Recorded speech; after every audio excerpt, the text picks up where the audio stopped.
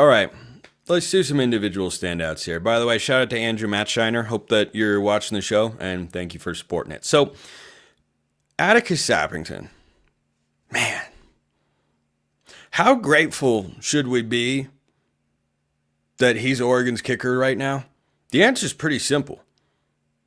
I don't know that Oregon win. In fact, I feel pretty confident saying for two reasons, Oregon loses this game to Wisconsin a year ago. If it plays out in that fashion. Number one, I don't think Oregon goes perfect on field goals a season ago. And number two, I don't think the defense was quite as good, though it was really good last year. Make no mistake about it. They averaged like 17, 18 points per game allowed. I like this unit better, but last year's was still quite good. I don't know that last year's team wins that game in that environment, but this year's team does. And Oregon's 11-0. We get to sit with that for a week, and then it is Husky week to wind down the regular season, and then the Big Ten championship game. So Atticus Sappington could be the only guy that I shout out. When he outscores the rest of the offense, that is worthy of recognition in the archives of the Jedi Order. It really is. And yes, he made my heart jump a bit on that go-ahead field goal. Because it was a little low, it was a little left, but guess what? It went through, and that's all that matters. And I tell you what, all the other kicks too, these are not chip shots either. He hit one from beyond 40, he had a 36-yarder, he had the short one. Like, he looks phenomenal. And there was kind of a back and forth throughout the season. Atticus Sappington, Andrew Boyle, and Boyle might be better if you need a 50 to 55-yard field goal try out there. But boy, from 45 and in, I trust Atticus Sappington exclusively after that performance. The wind was blowing, the crowd was roaring, it was cold, and it didn't matter. It didn't matter. Absolute stones from Atticus Sappington. The biggest, and the whole field goal unit, by the way. The whole field goal unit, yeah, it didn't work out perfectly on the fake field goal. If Patrick Herbert blocks the only guy that was actually there, I don't know why he veered to the outside, but he did. If he doesn't do that, the fake field goal gets pulled off, and Dan Lanning looks like a genius again. But guess what? The defense made it not matter. So Atticus Sappington deserves the biggest shout out of anybody on this Oregon team. 9 points individually, makes his lone extra point. Stud. Just an absolute stud, and it is a really nice place to be, where it doesn't mean he's going to make every big kick for the rest of the season. It doesn't. It doesn't automatically mean that. What it does mean is Oregon fans can feel confident watching, knowing, hey, if we don't convert this fourth down, kick the field goal, you can take the points, and you feel good about Atticus Sappington right now. So his confidence should be sky high. He hit the game winner against Boise State, and he was a big part of winning this game. A defense and special teams game, just the way the Big Ten drew it up. Now we are officially members of the Big Ten. So wanted to start with that. Other individual shout-outs who I thought had just stellar games. Starting on defense here, Matyao Uiagalelei is, look, I don't know what else a first-round pick looks like. He's not Kayvon Thibodeau. Nobody is. But boy, after Thibodeau, give me an edge rusher who's been better at Oregon in the last 15 years. Like, he is, I believe, top 10 in the country in sacks this season.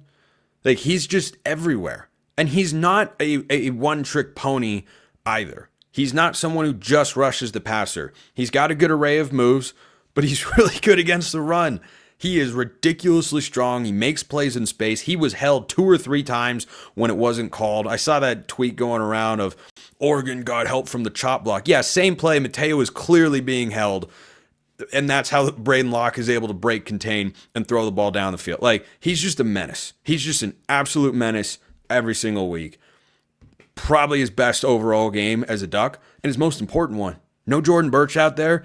And Matayo is a big reason why there's not a lot of drop-off. So he gets a shout-out. Jamari Caldwell as well, best game as a Duck. He was disruptive. He was active. He got his hand on the ball at the end of the game.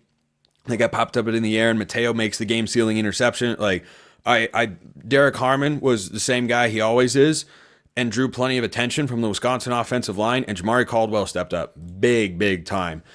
I think that was his best game. And I've said that a couple times this year. And he flies under the radar because he gets lost in the shuffle with all these great defensive linemen. Caldwell's been really good. And I thought he was phenomenal. I thought he was more disruptive and more impactful than Derek Harmon on Saturday night. And that's a really difficult standard to be able to get up to. So Jamari Caldwell for sure. Bryce Betcher's another one. Bryce Betcher had a nice game. Bryce Betcher did a lot of really good things in this football game. Led the Ducks in tackles, almost had an interception, had a TFL, but did a lot of little things like holding the guy to 2 yards instead of letting him get 4 to 5, or making a tackle in space, or not getting pushed around. Like I just felt like he was very active, and he's had games where he flies up, and he has games like this where he leads Oregon in tackles. And then he'll have other games where it's more of a Jeff Bossa kind of day. But that was definitely a Bryce Betcher kind of day. Bossa had a nice game as well. But I think Betcher absolutely was a stud defensively for the Ducks. And then the tight ends. No, I'll get to offense first. I'll wrap up defense here. Brandon Johnson, another guy who early in the season kind of popped, was making a bunch of plays. He was all over the place. He had the first interception of the season for the Ducks against Idaho. And then throughout the course of the year, he's still been solid, but he hasn't necessarily been as impactful. And on Saturday night, he was making impact plays. Box, 2 thumbs down for Brandon Johnson right there. That's just a phenomenal celebration. It really is. And Johnson got to do it a couple of times. He had good coverage on a 3rd and goal situation that held Wisconsin to a field goal. And yeah, Braden Locke wasn't accurate. I think Johnson would have required a literally, pretty perfect throw in order to beat him. He has the big pass breakup late in the game. He did some nice things in the run game and blitzing, which he's done all season long. I thought he had a really, really nice game. 3 guys on offense, and I didn't love what I saw. But again, keeping it positive here. I'm Captain Positivity today. That's what I am on today's show. Tomorrow, we'll flip the script a little bit, like just a little bit, and be like, okay, these things weren't quite as good. Kenny and Sadiq and Terrence Ferguson were awesome, absolutely awesome. Sadiq only caught 1 pass, but it was a 24-yarder, which for Oregon's offense felt like scoring a touchdown in and of itself. T-Ferg 3 catches for 52 yards. Yeah, he fell down. The turf monster got him. I got several questions about that. Like, what happened to T-Ferg? Why did he fall? I don't know. He's a human being. It happens. It unfortunately happened in a moment where he probably catches it and runs in for a touchdown. If not at the very least, he's going to set up Oregon 1st and goal. But yeah, Gabriel threw a great ball down the field on 3rd down, and he fell. I don't know what to say about that. But he didn't just do good things in the passing game. You go watch some of the plays where Oregon had success running the football.